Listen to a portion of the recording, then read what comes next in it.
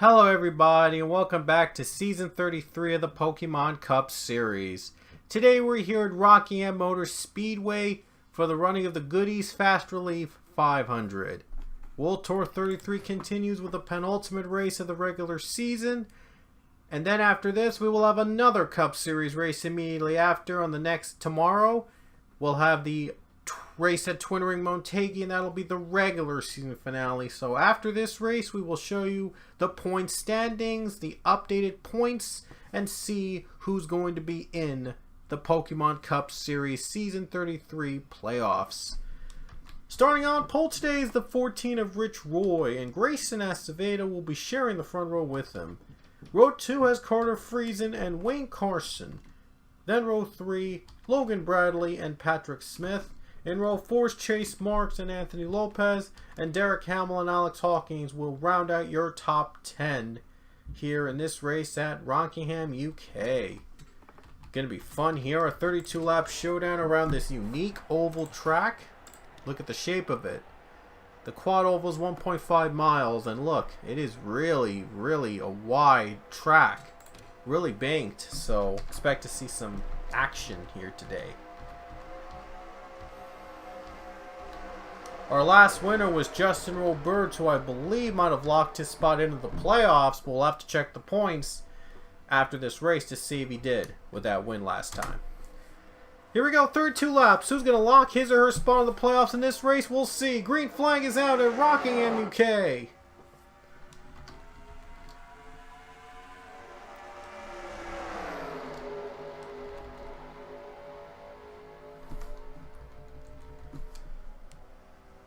Ooh, Chase Marks, near contact. Chase Marks nearly had contact there. Able to continue. And here comes Carson. For the lead, can he get it in turn 4? Let's see. Yes. Got it in turn 4. First lap goes to car 1. Carson clears Roy. Here comes the 7 of Acevedo in the 3rd place. These cars go real loose in this on these corners. They had to brake real hard. Very tight track to run in. Look at this. There's not enough room for error.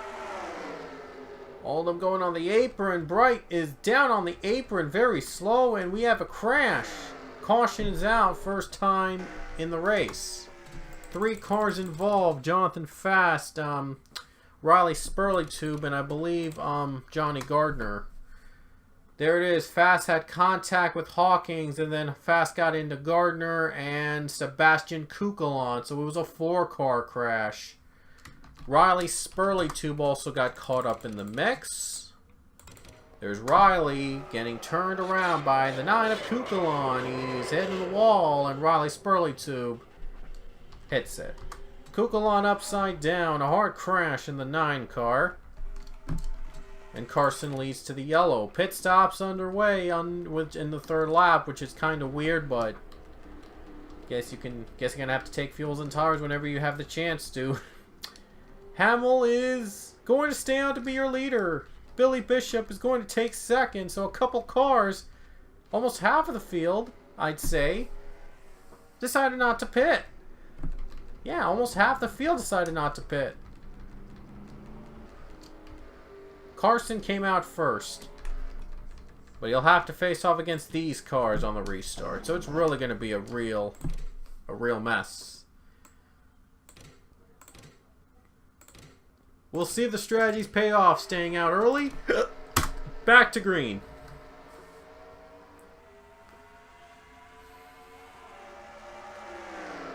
Hamill running unsponsored in this World Tour, but it doesn't really matter because he's leading. Billy Bishop gonna take the lead away though in turn 3. And he's got it. So Billy Bishop's in front, and Jonathan Wong is running 2nd. Another caution is out. We have a crash. Alex Hawkins and Cassandra Kirker went around in turn 4. Uh-oh, a little tight battle here, a little tight squeeze. And it looks like they're going to cool down. Thank gosh. Maybe they will cool down here. And maybe those drivers that stayed out early before will come to pit now. Before we see who pits, though, let's see how this caution happened. It's been a bad day for Hawkins. He gets into Brandon Thorpe into turn 4 and then hits Kirker. It's just been an awful day for Hawkins being involved in 2 crashes early on. So let's see who's going to stay out of this period. Looks like, as expected, the drivers that pitted early decided to pit. And the other drivers are going to join along with them, which doesn't make any sense because they pitted earlier before, but enter 10-3 logic, that's what happens sometimes. Yeah, only 2 drivers stayed out are Brianna Russell and James Richardson. So, I guess they're the leaders. And I guess no, never mind. Bishop is the leader. My bad. 2 cars are out already in the race. Kind of weird that everybody pits, and I just don't get the logic, but guess we'll have to take whatever they give us. Billy Bishop's in front, folks. He'll stay in front for a while. Green flag's in the air. Hawkins has finally given up. And Angel Oliveira is going for 3rd place. And now Bishop has to come down again. Has a problem. Billy Bishop has a problem. And now to come down pit road from the lead. Incredible. New leader, Derek Hamill. I wonder if Bishop missed a lug nut or something, and he had to come down pit road again. So, either he lost a lug nut, had a car problem inside, or just had a tire go down. What a shame. Hamill is in front, though, in a 72 car. It would be a major upset if he actually won this race with no sponsors. I don't know. I can't remember the last time a Cup driver won a race with no sponsors. If that even happened at all. Angel Oliveira, though, is running in 2nd, and he wants to win. Joe Gibbs has done pretty well so far, so hopefully they'll do better here with a win in Oliveira. There's 3rd place Cody Smart, and guess what? He was a Cinderella story when he won in Argentina. So caution's out again. Bishop just came out of pit road in time, but he's already got a couple laps down. Tough break. Must have been a bigger problem than we thought it was at first. Caution came out for Gatlin Downey, and Gatlin, he got turned by Logan Bradley out of turn 2 and got into the grass. Hard crash on the 66 car. Then Gatlin went up and he hits the 31 and the 88. Oh, 47's hit. Yepes is hit. Oh no, Steve Morgan. He's hit too. Debris are flying. Downey Brighter down, and Morgan's debris is flying. Ooh, tough crash. So Billy Bishop's hopes for a win might have just gone away. And more pit stops. How about that? I don't know how many pit stops this race is going to have. Derek Hamill stays out to take the lead because why not? Halfway through the race and he's got really almost nothing to lose. And he potentially could be in a playoff driver if he wins. So why not stay out and see what happens? Going back to the green flag at Rockingham. Bishop is a couple laps down, so he's not a factor, and Oliveira doesn't want anything to do with him. He just wants that lead.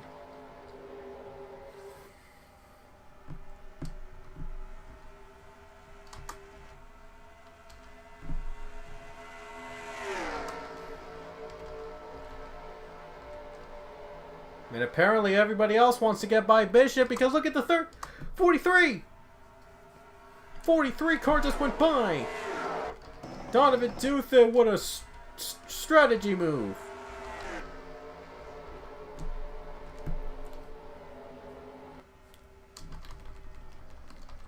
And now the 2-car Priya McShane goes down low, trying to get that lead away. I mean, trying to get the position away. I'm sorry, I always say lead. I'm so used to saying battle for the lead a lot then. I say lead a lot even though positions are not for the lead. Yeah, my bad. A dozen laps are left at Rockingham. What's going to happen? We don't know. 1 car way low. That's Justin Roberts, who just came off pit road. And now it's going to cause a problem for these guys. And now looks like Angel Oliveira is going to take 2nd spot from the 38. So Oliveira on fresher tires trying to close in on the 72. He's been trying to win again. He's been trying to get that win to possibly get in the playoffs. He's been really hungry for that. Ooh, Cody Smart was really loose, and now Bishop is going to try to pass Duthit for no position because he's a couple laps down. But he's going to be making Duthit it's going to make Duthit it's going to be really hard now for Duthit to go 3rd, and now here comes Brianna Russell. Also a couple laps down, and now she is going to be a danger to these guys. Oh no, Oliveira's blown up! Oliveira has gone down in smoke! What is he doing? Why is he not going down? I think his steering just went away too. Oh, he better not hit somebody. Oliveira is real slow and something blows up from 2nd place. A heartbreaker for the 11, and the 72 is not the leader. He came down pit road, and now Duthit leads. Wow, weird developments have happened with the front of the pack. Hamill pits. Oliveira's up in smoke. Smart comes down. And now Donovan Duthit and John Mendez are battling for the win. A heartbreaker for Angel Oliveira as another win slips by him thanks to a blown engine. Smart's off pit road. Now things are going to get really, really interesting.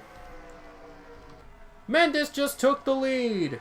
I almost didn't even notice. But Mendez leads. Mendez trying to win for the 3rd time this season. He has nothing really to lose since he's already a lock in the playoffs, but he wants to win again.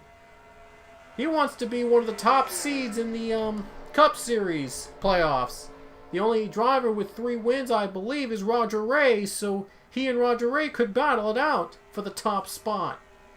It's going to be very, very awesome to see these two battle, Roger Ray and John Mendez battle for the title.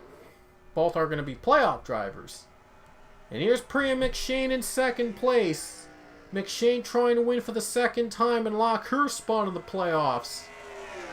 So the top 3 already have wins this season. Top 4 are in because top 4 are the one. Well, top 5 all have some kind of win this season. I did mention the Cullen Francis, Steve Morgan, Kentucky fiasco. So we'll have 18 cars in the playoffs because of that. Francis and Morgan are automatically in. Caution's out! 5 to go! And we had a crash! Big crash with a couple cars involved. Question is though, will this race need overtime to decide who wins? Let's look back at a replay. Brianna Russell had apparently Christian Vargas had enough of Brianna Russell getting in his way, and he just took her out. 41 spinning, and hard crash. And look at Alexander Rowe going upside down. Hard crash. Wow. Big wreck on the 41. More cars piled up. Oh boy, what a mess. What a big mess. That's why caution came in. Marcus Sacchi and Chase Marks got together.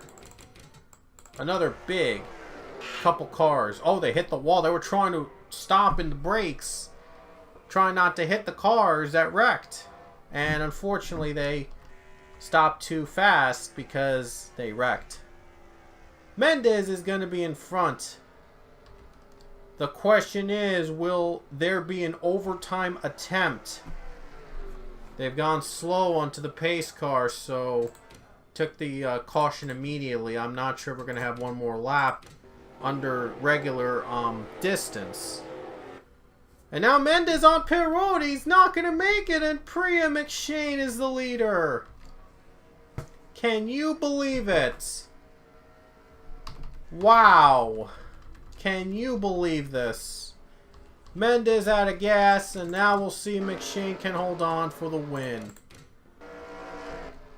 And it looks like we will have a one-lap showdown. There will be no overtime attempt at Rockingham, UK, because they'll go back to green. Next time by, we will have one green flag lap to end it, so we will get that green flag finish. And that means we will not be needing overtime for this race. But it will be a one-lap showdown to decide who wins here at Rockingham, UK. Priya McShane and Carter Friesen both are winners already. And so is Roger Ray, I might add, third place. He's actually running third. McShane and Friesen, I believe, already has 2 wins, so he's already locked. Priya McShane only has 1, so she might need to win this race to lock herself in the playoffs. And Roger Ray, we all know, has 3. But he's going to have to face off against Smart and Robert, so it's probably going to be a 2-car race to the finish. Rich Roy, I don't think he has a win this season, but he's a long shot to win and to do anything because of the 2-lap cars behind the 95 and 2. And now the 95's out of gas. Are you kidding me? The 95's out of gas, so Priya McShane has an advantage. 2-lap cars, but no, 2-lap cars behind Roger Ray. Hopefully she'll take it, and hopefully she'll hold on for the win. Oh no, wait a minute, she's slow on the start of the restart. Really slow, and the green flag is going to come out. Ray is also slow. What's with all these cars slowing down? Are you kidding me? Daniel Bouchard leads, he's out of gas. Now they're wrecking, they're spinning out. And who's the leader? Vargas leads. Wong is second. They're saying Vargas is in front. I have never seen a restart like this. Is Vargas gonna hang on? Looks like he will. He's gonna do it. Christian Vargas has won again. And a bizarre finish at Rockingham, UK. Christian Vargas has won. Oh my gosh. I don't know what happened. I don't know what was going on. McShane crashed, by the way, because she was slow on the apron. What happened, though? Why did everybody slow down? That is so weird. I've never had a finish like this before. Oh my gosh. Okay, let's try to see what exactly happened here. First, Carter Friesen, like just before they hit the turn 4, he ran out of gas, had to come down pit road. Right there.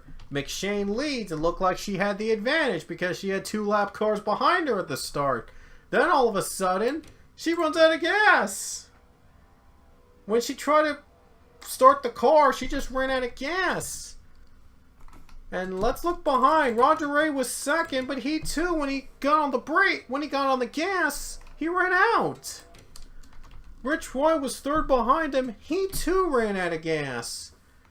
And it looked like the 34, Daniel Bouchard, was going to get by. Bouchard was going to be taking the lead in his own power. There they go. That's the pass for the lead right there. Who else was out of gas? Roy was out of gas. Mendez was out of gas. Was Mendez really out? Yeah, he was out. Wait, no.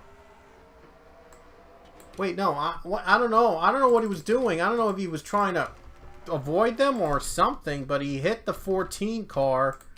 They already took the green flag before the caution. The leader crossed the start-finish line. That's Bouchard. Bouchard was the leader. He became the leader when they took the white flag. There's the green flag that waved, and there was no lights that were on. So it looked like that, and Priya McShane just couldn't get in her stall in time. And there was the crash here. Mendez got into Roy from behind right there. And he hit Richardson and hit Roger Ray somehow also. Oh no, Roger Ray was not hit. So he hit Richardson. 95 went on the pit road very slowly. He ran out of gas, clearly. So after all this craziness, it sure looked like Daniel Bouchard was going to move up as the leader. He just went on the gas and went. He just stepped on the gas, he went. After they crossed the start finish line though, Logan Bradley runs out of gas. He was 20th anyway, he wasn't a factor.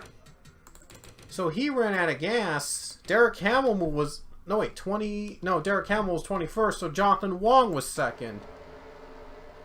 And then there's Wong, there's Duthit, there's Varus, and then those two in front of him ran out of gas. Wong had nowhere to go. And when they went into turn 1, Bouchard ran out of gas.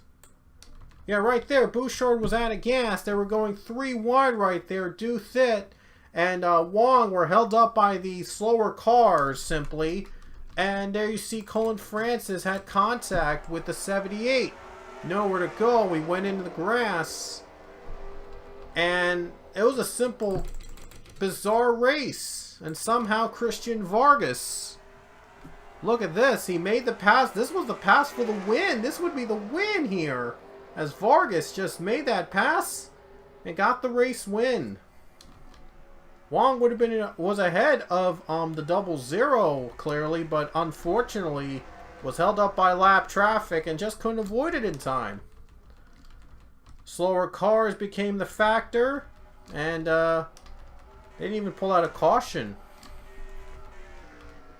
I think it was only after they crossed the start finish line when they pulled the lights out. Yeah, they didn't even pull the lights out on that very last lap until the end. And there's the moment that the caution came out when the drivers after the race tangled with Priya McShane.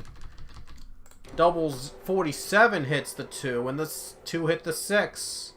That's how they got tangled up in this mess.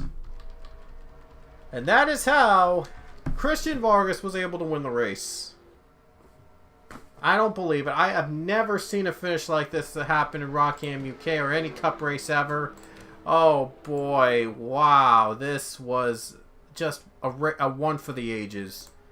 And we haven't even gotten to the regular season finale yet. This was the one for the ages, as Christian Vargas wins in what would be the race of the season, no doubt.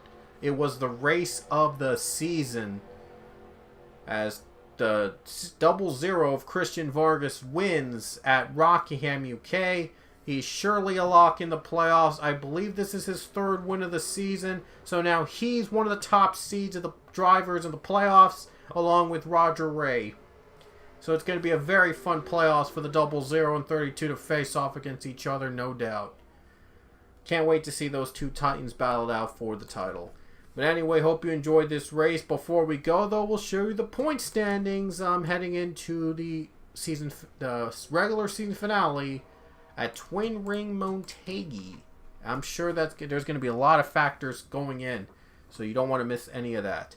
So hope you guys enjoyed this race, and we'll show you the point standings coming up right now. So here goes nothing.